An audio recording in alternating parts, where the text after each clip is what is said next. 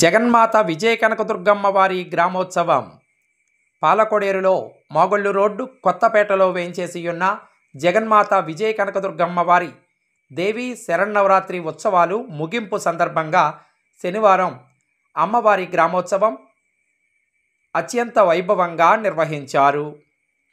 పెద్ద సంఖ్యలో భక్తులు పాల్గొన్నారు.